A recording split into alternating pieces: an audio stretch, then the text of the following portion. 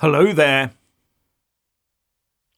Two sets of riots in the UK last night, and the usual suspect wokesters are casting desperately about to divert the finger of blame onto anything but the real truth.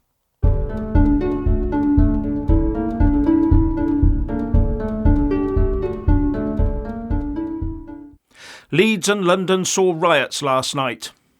In Leeds, it is said to be set off by social services assisted by the police removing children from one Roma family.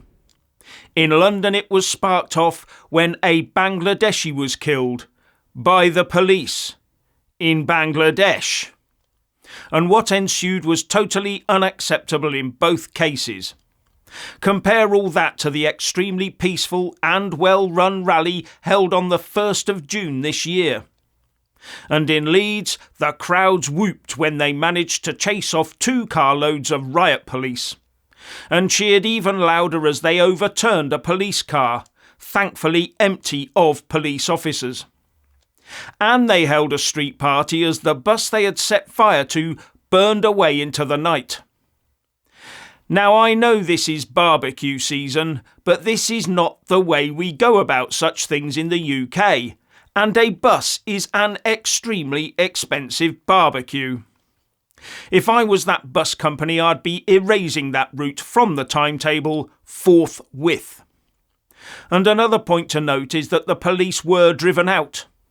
But by the way those fires continued to burn into the night, maybe the fire service was also told to stay clear over personnel safety fears.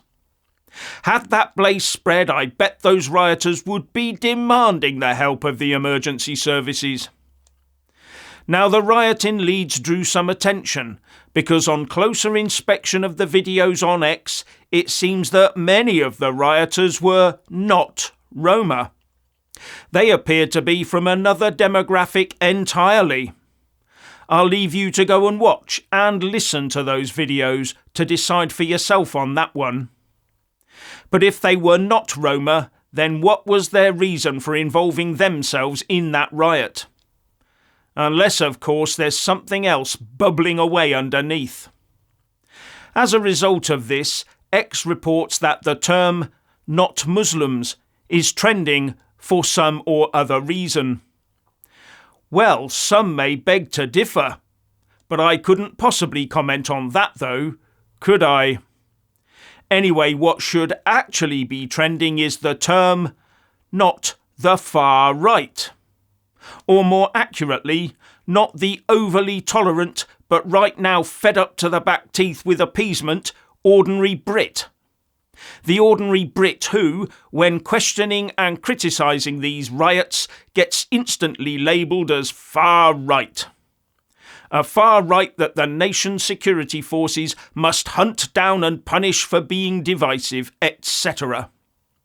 The message being that the ordinary Brit, who ends up paying the cultural and financial cost for all this enrichment, the ordinary Brit must tolerate all this violent disruption. Otherwise you're either a racist or a climate change denier. Just look back at the last few years. BLM equals not the far right. Just Stop Oil equals not the far right. Extinction Rebellion equals not the far right.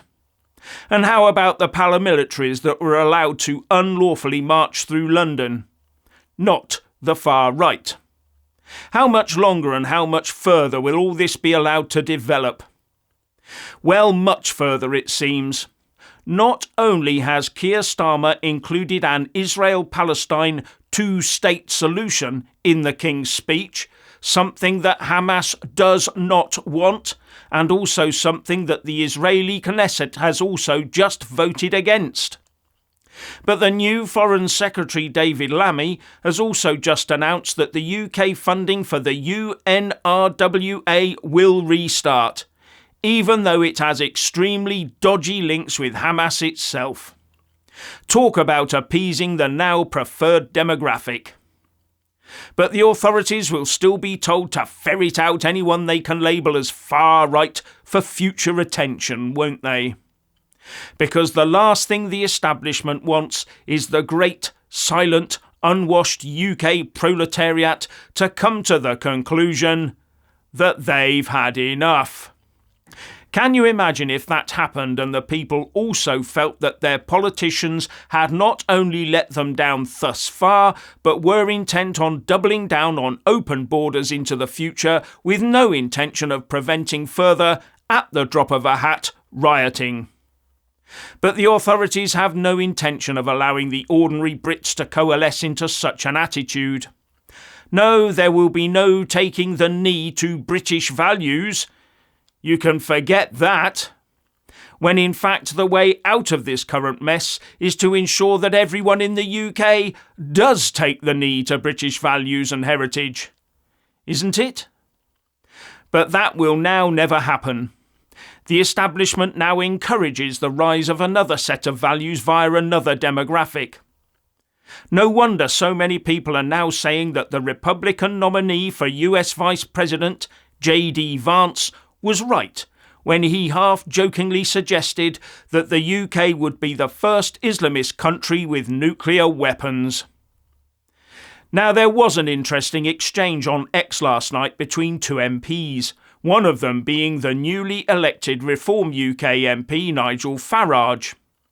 On hearing of the Leeds riots, Farage tweeted, "The politics of the subcontinent are currently playing out on the streets of Leeds. Don't say I didn't warn you." Naughty, naughty, Nigel. To which the Labour MP for Leeds Central and Headingley, Alex Sobel, replied with, "This is a situation you know nothing about and no one has briefed you on. You are inflaming a situation with misinformation. Politicians have a responsibility to not exacerbate situations, particularly with no knowledge of them. I expect you to issue an apology." That's told you, Nigel, hasn't it? But it does sound like Sobel dislikes this publicity. But Farage just fired the following back. "When will you and the Labour Party apologise for irresponsible mass migration?" And that last one, for the growing majority of the people in the UK, is the crux of the matter. And it's not looking like Keir Starmer and his Labour government will be doing much about it in the coming months and years. Except exacerbate the position, of course. And the big question for me is, how does the establishment think it is going to keep the lid on all of this as it continues down its route of completely changing the demographics of the land in the shortest time possible? How do they hope to achieve that with an ever-growing body of people champing at the bit to stop this colossal mistake in its tracks? We've already had a very successful rally on the 1st of June, and it looks like there will be another, even more well-attended rally on Saturday the 27th of July, just 8 days away. But I've had information sent to me that posters are circulating London calling both Tommy Robinson and the rally racist, and that a counter-protest is being organised, starting at Russell Square on the same day at about midday, with the intention of disruption. Now, if this is an official counter-protest, they will be kept clear of our rally by the police. Or they should be. But anyone like myself who is coming to London on the 27th, stay sober, keep calm, and do not rise to any bait. And do what the police ask you to do. Please do not give any one of the mainstream press photographers the whiff of a chance to discredit us. What we need is for the general public to see a well-behaved and peaceful rally of ordinary British people rejecting the violence and division sowed by the woke left.